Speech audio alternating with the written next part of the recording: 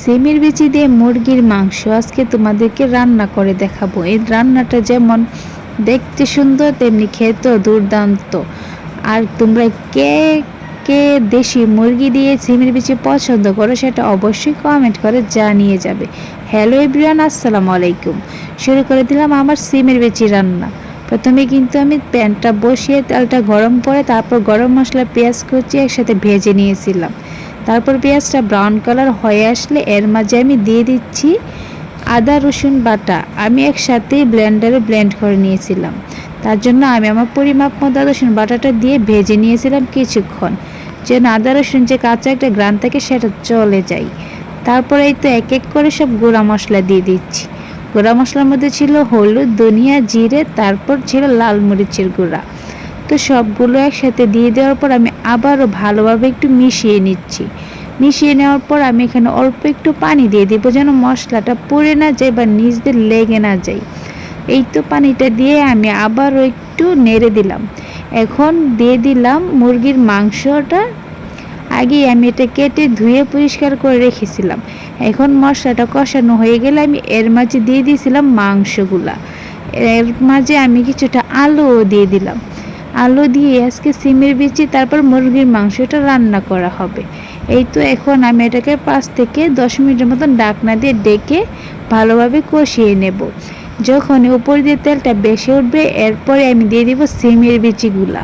তো সিমের বিচিগুলো আমি 5 মিনিটের মতন সিদ্ধ করে নিয়েছিলাম। তারপর পানিটা জড়িয়ে এখন দিয়ে দিচ্ছি মাংসর মাঝে। তো সবগুলো সিমের বিচি দেওয়া হয়ে গেলে আমি মাংসর সাথে সিমের বিচিগুলো ভালোভাবে মিশিয়ে নেব। মিশিয়ে নেওয়ার পর ঢাকনা দিয়ে আমি 5 মিনিটের মতন ডেকে একটু রান্না করে নেব, যেন মশলাটা ভালোভাবে লেগে যায় সব কিছুর মাঝেই। তো দেখতেই পাচ্ছেন আমি খুবই আলতো হাতে কিন্তু সিমের বিচিগুলো মিশিয়ে নিচ্ছিলাম, যেন বেশি নাড়াচাড়া করলে গলে না যায়, তাহলে কিন্তু খেতেও ভালো লাগবে না, দেখতেও ভালো লাগবে না। দেখতে পাচ্ছেন কত সুন্দর আস্তে আস্তে হয়ে আছে। এরপর কিন্তু আমি এখানে দিয়ে দিব আমার পরিমাপ মতো ঝোলের পানিটা। তো ভালোভাবে কষানো হয়ে গেলে কিন্তু আমি এখানে ফুটন্ত গরম পানিটাই ব্যবহার করব। এতে করে কিন্তু তরকারির স্বাদটা দ্বিগুণ বেড়ে যাবে।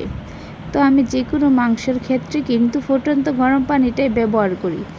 সেক্ষেত্রে হয় কি, মাংসটাও ভালোভাবে সেদ্ধ হয়, অনেক সফট হয়, তরকারিটাও খুবই মজা হয় খেতে।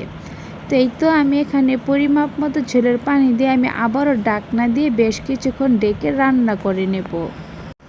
আর হ্যাঁ, আমি নামানোর আগে কিন্তু এখানে ভাজা জিরের গুঁড়ো দিয়েছিলাম, সেটা আপনাদেরকে বলতে মনে নেই বা ভিডিও করতেও মনে নাই, এখন বলে দিলাম।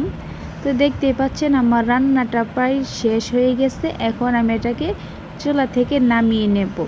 নামিয়ে আপনাদেরকে দেখাচ্ছি কতটা সুন্দর হয়েছে। এটা কিন্তু খেতেও খুবই মজা হয়েছিল। আপনারা অবশ্যই একবার হলেও সিমের বিচি দিয়ে বাসায় ট্রাই করে দেখবেন। এখন যেহেতু শীতকাল, সিমের বিচি কিন্তু এখন অনেকই পাওয়া যাচ্ছে। ভালো লাগলে পেজটা ফলো করে যাবেন।